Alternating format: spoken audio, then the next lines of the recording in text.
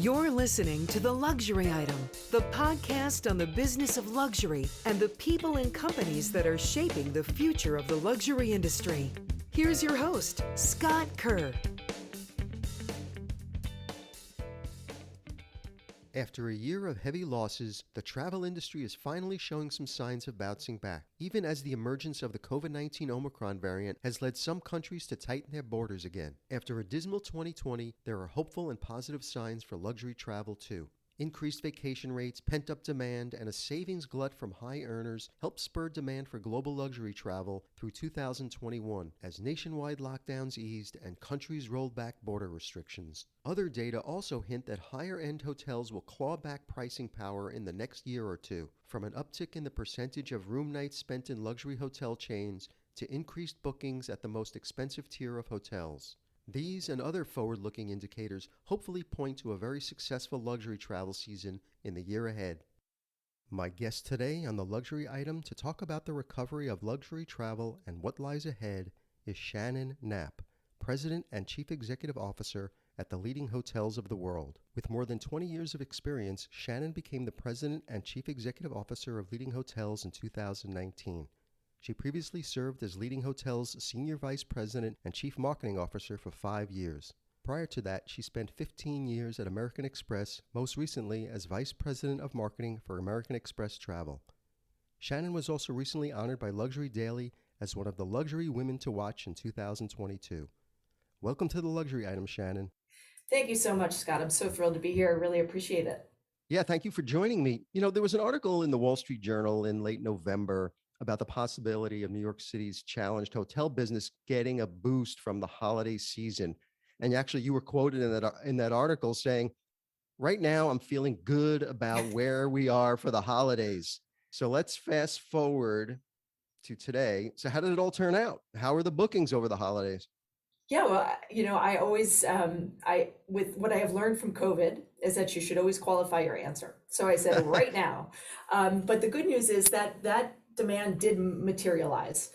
We saw quite an uptick in New York City holiday volume in terms of year over year. We were over 500% up in revenue over 2020. And I think, obviously 2020 being a bizarre year, if you look at that relative to 2019, we were only down 10% to 2019. So we did, right then I was optimistic about how New York City holiday business was going to go, and it actually did come to fruition, which was fantastic. So when the Omicron variant hit, was there like a sense of, well, here we go again? Yes, for sure. I think we all in the travel business felt like we were through this in some way, shape, or form, because we obviously had endured a terrible 2020. But by mid 2020, business was starting to pick up, and certainly we were seeing great momentum in mid-year 2021. And so to have yet another kind of knockdown was very challenging. But the exciting thing is, especially for leading hotels and our guests, they want to travel. Travel is not what they do; it's who they are. And so we didn't see a significant drop in either booking production or in consumed business in terms of actual travel business. So while I think when it initially happened, we all kind of took a bit of we sighed and we all kind of dropped our shoulders a bit. I think what was really inspiring was watching our travelers just keep on keeping on, so to speak. I want to talk about the leading hotels of the world. It's a membership-based hotel chain, meaning that it does not own any of its hotels, but it serves a portfolio of individually branded hotels. I think 90% are family owned and independently managed. Can you explain what the business model is behind the leading hotels of the world? Absolutely. It is a really interesting model. And thank you, Scott, for acknowledging we don't own or operate or franchise hotels. That's not what leading hotels do. But we are rather a curated collection of more than 400 of the best independent luxury hotels in the world. So hotels like La Mamounia in Marrakesh, or Nayara Tented Camp in Costa Rica, or the Ritz Paris in France, La Serenusa in Positano, you get the picture. Over 80% of our members are family-led, 90% plus are independent, truly independent, and 100%, and this is important, 100% of our hotels are truly 5-star luxury. We're the only pure play luxury choice for independent hotels that want to be positioned among the best luxury hotels in the world. Now, what's interesting about our model is that we're owned by our member hotels. We were created by hoteliers for hoteliers over 90 years ago, and our mission is to connect and empower hoteliers to achieve the commercial success necessary to enable them to make the choice to stay independent. So what's interesting is that our shareholders do not accept dividends on their investment in leading hotels, but rather they have chosen to invest their dividends into the operations of the company to ensure the continued success of the 400 independent luxury hotels that are in the community, as well as, I would say, the continued vitality of this very unique segment of hospitality. So how do you go about accepting new member hotels into the collection? What are the most important brand standards that you look for? It's a great question. Obviously, our priority is to curate the most exclusive collection of independent luxury hotels in the world. And there's really three ways that we identify hotels that might be a good fit. The first is recommendations or referrals from current members, which makes up a vast majority of our membership. The second is through direct inquiry, so hotels who come to us interested in membership. And the third is proactive development efforts that my team does to identify hotels that we believe which should be a part of leading hotels. We vet over about 500 inquiries a year, and that volume has remained pretty consistent even throughout the pandemic. And we accept about 5% plus or minus a year of those hotels that inquire. So there are 5 key attributes that we evaluate when we're doing this vetting process. And it starts with kind of the people side of it. So what type of owner do you have? Is it an individual, a corporation, a REIT, or private equity? And what's the level of independence of the hotel?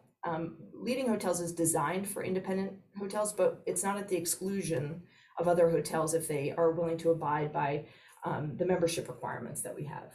Of course, they have to be of the highest quality, 5-star standards. And the last 2 attributes that we evaluate are really around what market is the hotel located in. Obviously, a new destination or destinations with unmet demand are very attractive to us. And the second piece is whether that hotel is truly emblematic of leading hotels. Do they have a story to tell? Is it history, architecture, extraordinary food and beverage concepts, something that makes the hotel truly remarkably uncommon? So what kind of fees or other investments do these independent hotels have to make to be a member of leading hotels? There's 2 pieces to that answer. The first is obviously from a quantitative perspective. Of course, they have to pay a membership fee. That's invested 100% in the operations of the business to support our member hotels. No one's lining their pockets with profit. They also would pay a la carte for participation completely at their discretion in various events, so sales events around the world, or Leaders Club events, which is our loyalty program, with actual Leaders Club members. But those are completely at their discretion. And then there's a small amount of investment on a reservation level to support and deliver the Leaders Club benefits. But really, there's another side of this, and it's on the qualitative side.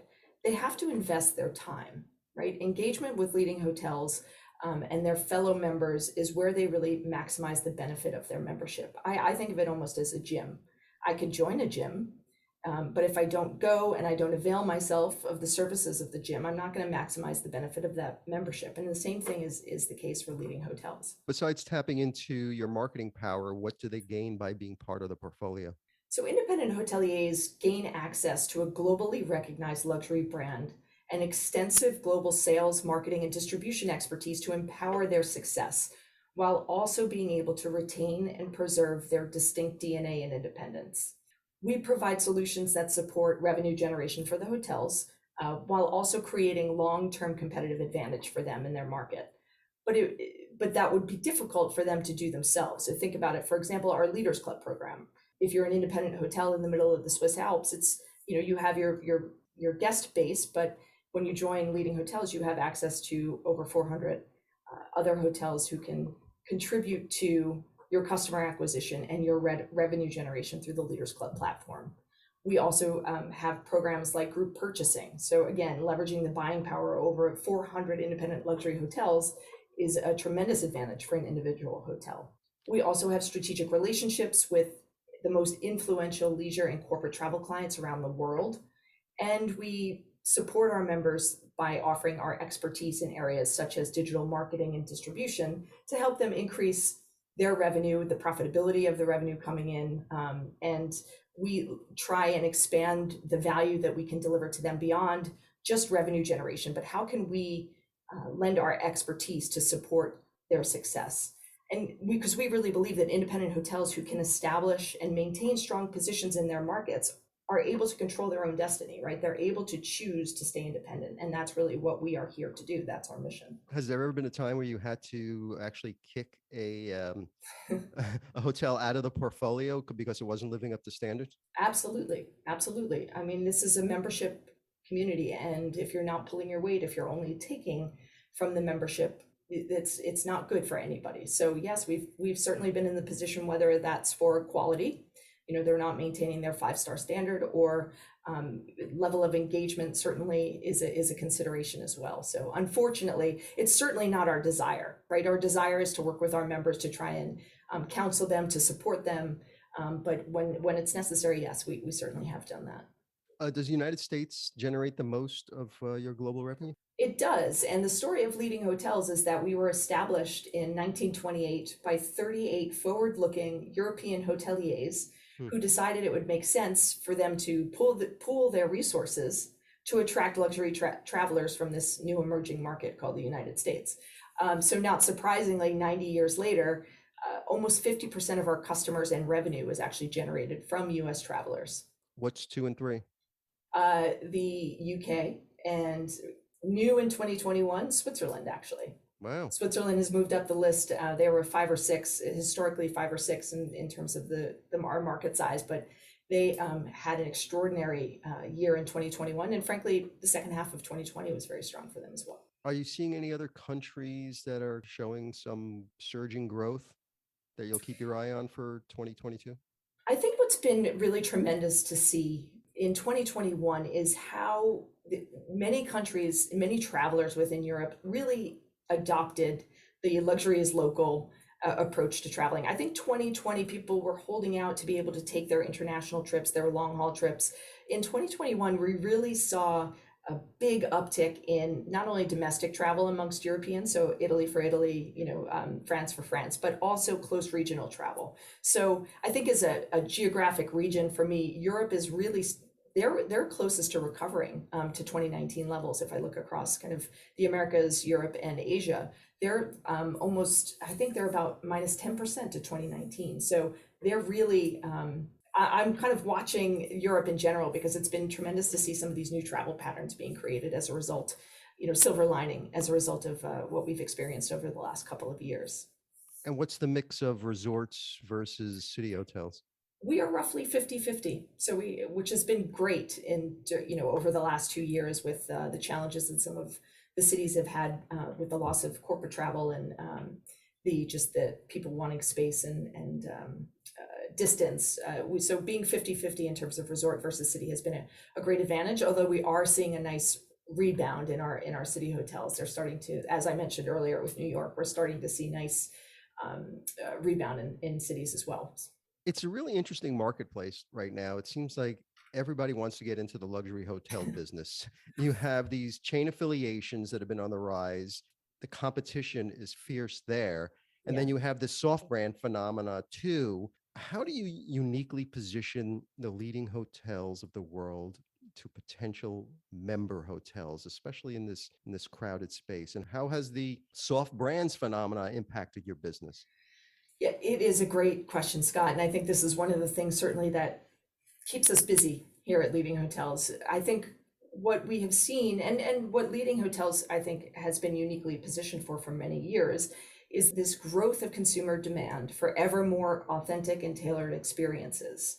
That phenomenon started well before COVID, and quite frankly, it has actually accelerated this shift away from travelers no longer looking for sameness and uniformity, but rather really wanting to immerse themselves and learn and experiencing a culture. So this phenomenon has been happening for a while, but it's certainly been accelerated. So not surprisingly, there's greater appreciation for investment in this area. And I think you see that in an example in the 2025 Hotel Development Report, which is a couple years old at this point. But at that point, 80% of the rooms in the pipeline in the US were under 6 parent companies. And at the end of 2018, hotel guest room supply for the total US rose 2%, while soft brands increased their room count 32%. Right. Wow. So this is the area that everybody is investing in. They see it as a huge opportunity because frankly, that's what consumers are looking for. The first thing I would say in terms of how we position ourselves to potential hotel owners is LHW is not for everybody. We are for the right owner who wants to retain their distinct DNA. They want to maintain their independence and not be limited by brand standards and controls that have a negative impact on their vision for their property. We can offer the best alternative to them by providing access to this globally recognized brand. We have an extensive global sales force in 20 plus countries around the world. We have outstanding marketing and distribution expertise that can help empower their revenue generation and profitability. We have solutions to support their revenue generation. I mentioned earlier our loyalty program, our group purchasing, the relationships that we have, and then the expertise that we can deliver. And not surprisingly, we're not a unit growth company. So we're not out there aggressively trying to add hotels to the portfolio. We really want to find the right owners and the right assets that we believe can benefit from the services that we've designed and deliver. And it also seems that Airbnb is jumping into the game here with their high-end rentals. They're attracting customers who live like a local and might otherwise choose an independent hotel. So how does Leading Hotels overcome this challenge? I think this is something that is very, certainly we're naive. We would be naive to think that luxury travelers are monolithic, right? Within every traveler, there are multiple personas that changed based on the circumstances. Take me as an example. Sometimes I'm a solo business traveler. Sometimes I'm a family traveler. Sometimes I'm traveling with friends. And in each of those circumstances, I'm looking for something different. So luxury travelers have always split their wallet and they will continue to do so. And so for some trips, it'll make sense for them to rent a home, and others they'll want to stay at a hotel because they want to avail themselves of the services that come. Mm-hmm. I think, with that said, Leading has been helping travelers live like locals for 90 plus years. As I mentioned earlier, about 80% of our members are family led. So travelers have been welcomed by generations of families, like the Schertz family in Stade, the Gertler family in Vienna, the Fessler family in Sonnenalp. So the Gambardella family in Santa Caterina, or the Wirth family in Hasla Roma. I think the point is this list could go on, but our hoteliers know the best restaurants, shops, bars, experiences in their destinations because in many places these destinations have grown up around them, right? They've been there for generations and many of their staff have been there for generations. So they have long-standing relationships with artisans and merchants in the destination, and they can create uniquely local experiences that create these story-worthy moments that make travelers want to return. So I appreciate Airbnb's positioning of live like a local, but they don't corner that market. I think we Leading Hotels are very well positioned to deliver on that and more. And as I said, we've been doing it for 90 years. So it's something that we love. And we love the stories that come out of, being a family-led organization. It's the stories that you hear from sixth generation proprietor of some of these hotels and how that destination has developed over time. It's just really, it's quite phenomenal. And from a customer standpoint, it seems the clear demarcation between a chain and an independent hotel is pretty much eroded. When a guest walks into one of your member hotels, is it apparent to them that it's powered in the back by Leading Hotels? It's a great question because this is a very delicate dance that we do. So as I mentioned, our mission is to empower the success of independent luxury hotels. And by definition, that means that we want the brand of each individual hotel to thrive. Mm-hmm. But of course, access to a globally recognized luxury hospitality brand is one of the main reasons why members join and stay. So we have this delicate balance, but a brand is essentially a promise to the guests, right? That they can expect a certain kind of experience. So it is important to us to link the extraordinary stay experience that a guest will have at one of our hotels to the broader community, so that when they're traveling to a different destination, they're going to think that, hey, I had an extraordinary experience in Positano at La Serenusa.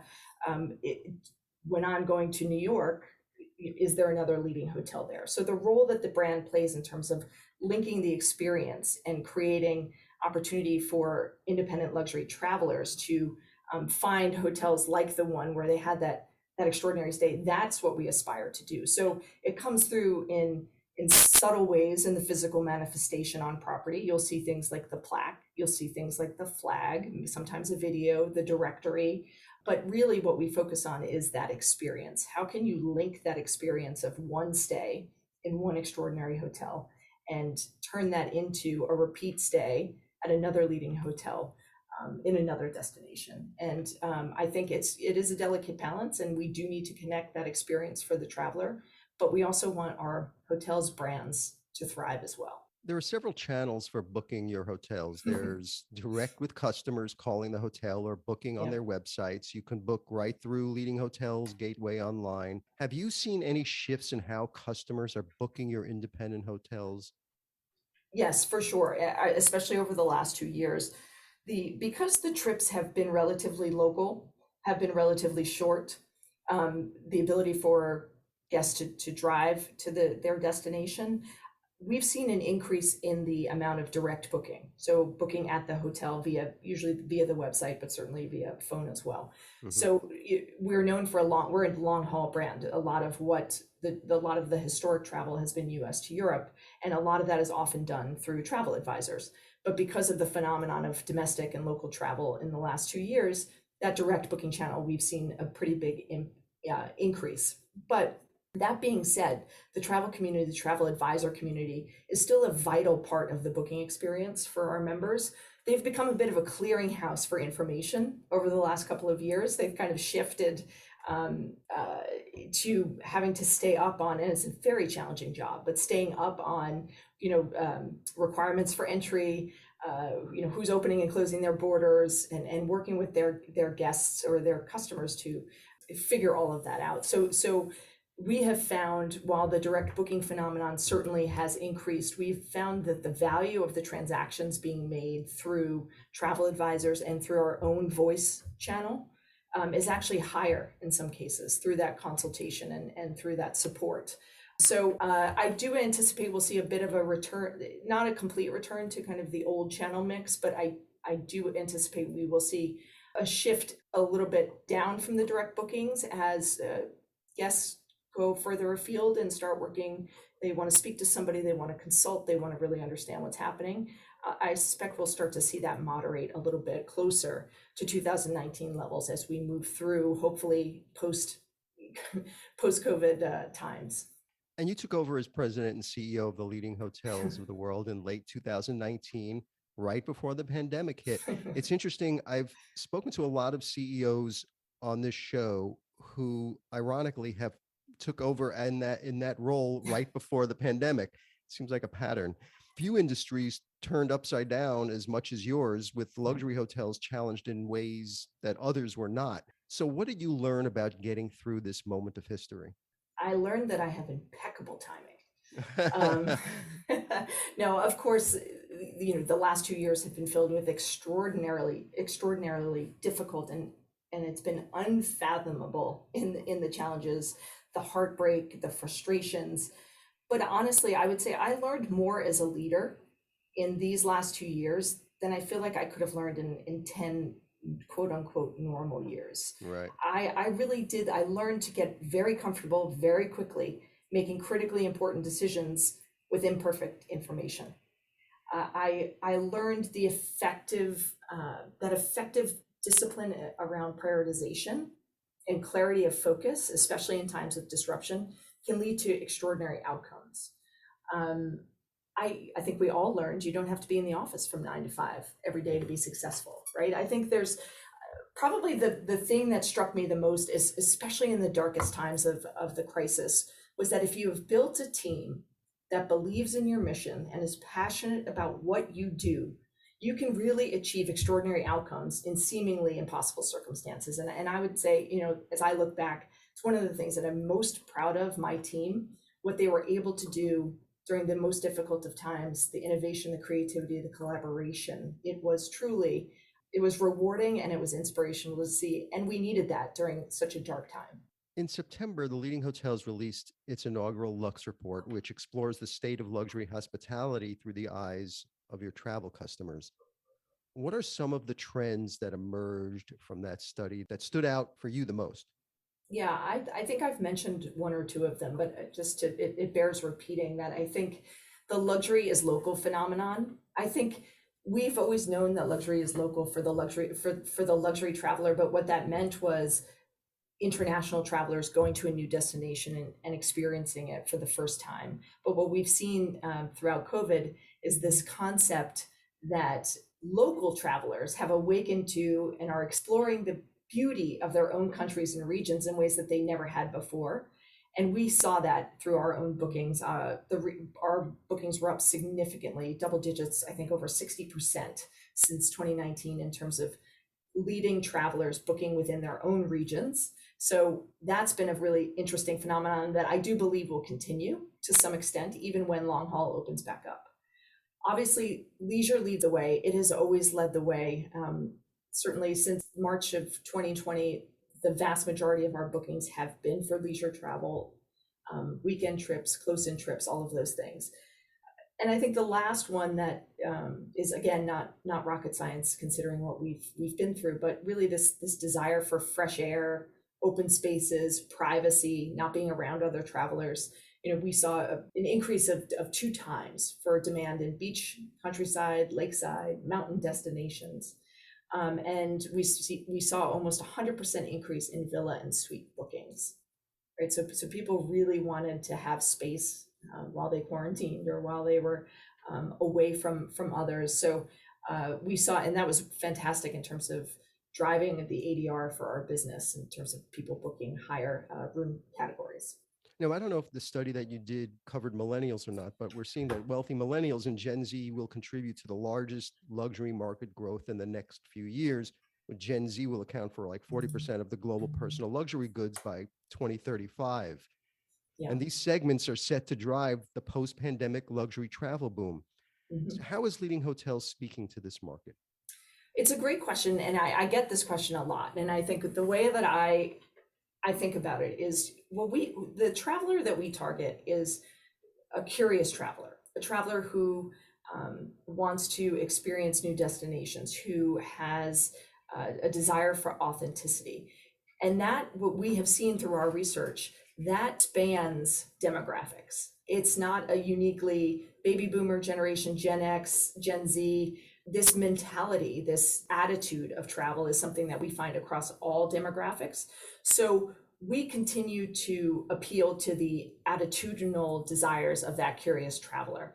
Certainly, Gen Z and millennials, I think, experience advertising and marketing differently. It's not, you know, in the old days, whether, you know, we created collateral and those sorts of things. Certainly, that's not going to appeal to today's younger luxury traveler. So social media, you know, influencer marketing, investing in our website and the experiences is certainly a very important part of how do you get to those travelers, but focusing on the stories of our members, the unique and authentic experiences that you could have at one of our hotels. That's what I think appeals to this curious traveler mindset. So making sure that we're drawing out what's truly unique and what the stories of our members are, and making sure that we're getting that to the traveler in a way that resonates with them, in a channel that resonates with them. But I think that if you focus on the interest versus the demo, I think that's really where we aspire and continue to invest. The definition of luxury is evolving, and one of the things we're seeing is a shift away from opulence and pampering and more towards authentic and meaningful experiences. How is Leading Hotels and its members responding to these consumer shifts? It's wonderful for us, I think, because this is something that we have built the business on over the last 90 years. So certainly we have the traditional palace hotels and all of that, but this idea of experiential travel, this idea of experiencing something that will enrich you as a person in the long run. This is something that our hotels have been doing for many, many years. So it's not we haven't had to adjust in order to do this. We are simply making sure that we're telling the stories of our members. We're making sure that we are reaching travelers in a way that's relevant to them. But at the end of the day, I feel that Leading Hotels is uniquely positioned for this increase in demand for authentic and tailored experiences, because it's something we've been doing for many, many years. What does loyalty mean? Because I know you have a loyalty program, you mentioned it before. With consumers shifting their values, do you think the definition has changed of what loyalty means? Is the leading hotels responding to things like that? I do. I think we've all seen the research about consumers trying new brands throughout the pandemic and experiencing, trying different things. And so I think it's important that we remember with loyalty is you have to earn it every day. Consumers, travelers are not, they're not going to give you the benefit of the doubt forever. And I think that we have to keep in mind that every interaction that we have with a traveler is an opportunity to build loyalty. So certainly we have a loyalty program and it's phenomenal, and it helps to enhance the experience for our Leaders Club members when they're staying on property. It helps connect them globally to other hotels and other Leaders Club members. But loyalty is not a program. Loyalty, I think, is really driven by the experiences that they have at our hotels and their desire the next time they travel to want to have a similar experience, an authentic experience, an experience where they're creating a story-worthy moment that they can take back and will remember forever. So for me, I really do feel like loyalty is not a given. Loyalty is a two-way conversation. It's a relationship. And we have the opportunity to develop and build loyalty through every interaction we have with the guest. And certainly on property, they are on the leading edge, no pun intended, of creating those moments and ensuring that loyalty for the long term, not only to their hotel, but to leading hotels as a collection. Prior to the pandemic, travel and tourism was one of the fastest growing sectors in the world economy, making up about 10% of the global GDP. Yeah. Yet producing 11% of global greenhouse gases in 2019. What is the leading hotels doing to further advance sustainability within its member hotels? I thank you, Scott, for asking this question. I think COVID has been a really debilitating experience for those of us in hospitality, but there were silver linings that came out of it. And I do think the serious focus on sustainability is one of the things that has come out of COVID that I think is going to be a tremendous long-term benefit. So luxury travelers expect hotels now. They expect the hotels that they're staying in to do their part to be a responsible global citizen. And they're going to start to choose hotels based on their commitment to sustainability. We surveyed our guests, and nearly half of them say that sustainability is an important differentiator to them when researching hotels.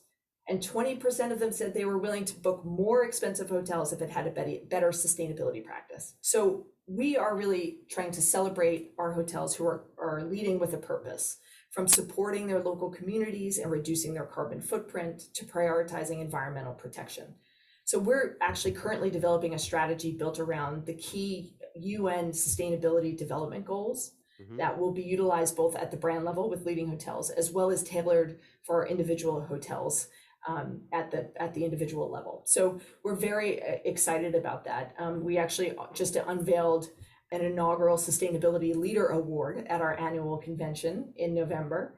And São Lourenço de Baracaldo was the winner. They have a tremendous commitment to responsible travel, prioritizing environmental protection, incorporating locally supportive practices into their holistic hospitality experience. And so this is something that, as an organization, both corporate as well as at the individual hotel level, we are very eager and active in making sure that we are doing our part to be a responsible global citizen. Take a trip with me for a second into the metaverse. So, interest in the metaverse has exploded as the mix of virtual worlds and other internet technologies rapidly gain consumer uptake and investor interest. What exactly the metaverse is remains a bit of a moving and growing target. So is the leading hotels thinking about building a presence within the metaverse? I would never say never. It's not something that leading hotels is focused on at this moment in time, but I think we can recognize that the future is the metaverse is going to be a part of our future, and it's going to be a way that people interact with brands and experiences. So at this time, no, but certainly I would never say never. I think we have to be aware of and actively considering how this metaverse phenomenon will affect how people travel, how they experience travel, how they learn about travel. So not at the moment, but we'll see, Scott. What opportunities do you see ahead for the luxury hospitality industry? Oh, I think there's quite a bit that we have learned over these last couple of years. And I think one of the things that I would love to see across hospitality, we're a very fragmented industry. And I think, if you look at, for example, the US airline industries, there's, I don't know, four or five of them, five, six of them. It's a small number. But if you look at the hospitality space, we have 40, 50, 60 different hotel brands, companies, even companies. And if you look at the brands, it's hundreds.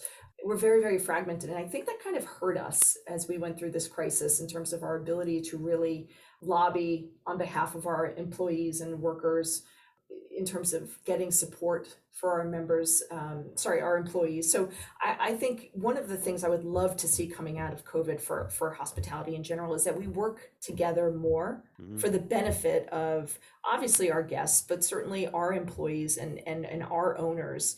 Because I think as fragmented as we are right now, it's a challenge for us. And I think COVID really highlighted that. And how do you see the leading hotels of the world brand evolving? Are there profiles of hotels in your portfolio that are changing? It's interesting. I think Leading Hotels, as I mentioned, is a pure play five-star brand. And what we're seeing in the macro environment that is starting to impact Leading Hotels is this trend towards smaller and smaller hotels. So it's been interesting over the last couple of years to look at the new hotels that we welcome, and we probably welcome around 25, 30 new members every year. They tend to be smaller, which is really interesting. But at the end of the day, what we're trying to focus on is partnering with the right hotels that we believe we can successfully serve.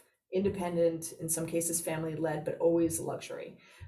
We're also really targeting some markets, for example, the US, China, South America, where we know we have significant unmet demand, where we're capturing their long haul travel from these guests, but we are missing out on some of their domestic and regional travel. So that's a big area of focus for us going forward in terms of a geographic focus.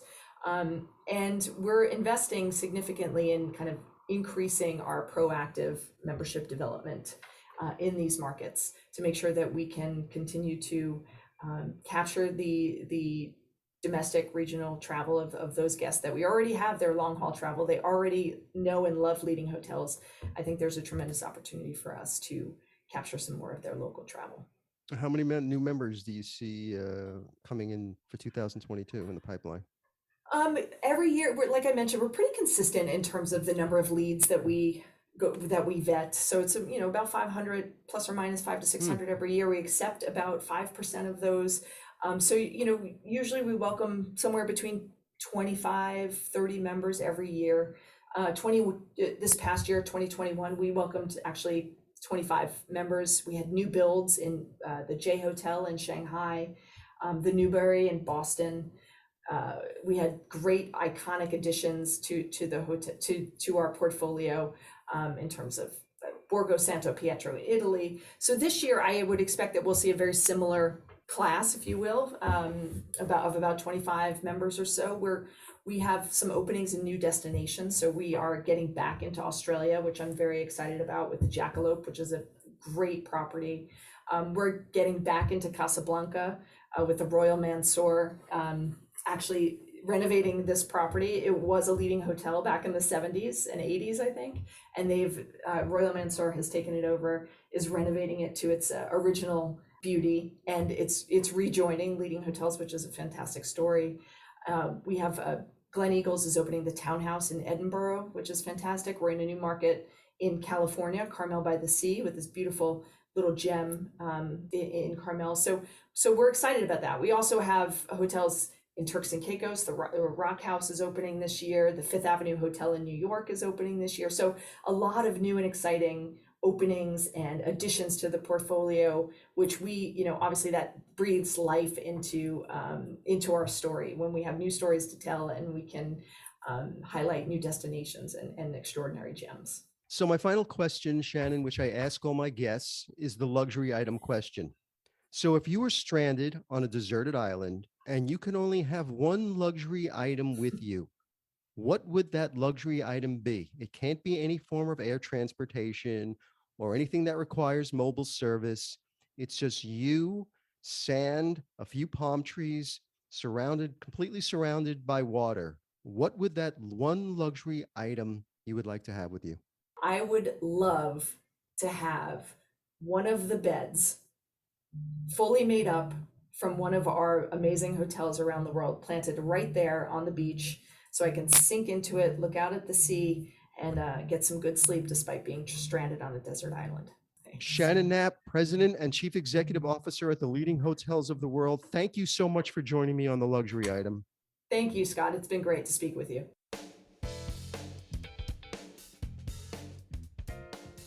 That's it for this episode of the Luxury Item Podcast. Thank you so much for listening. If you found this useful and entertaining, I would be really grateful if you can share it with a friend or colleague. I would love it if you subscribe so you never miss an episode. And while you're there, be sure to rate and review us on Apple Podcasts. It really helps other listeners find us.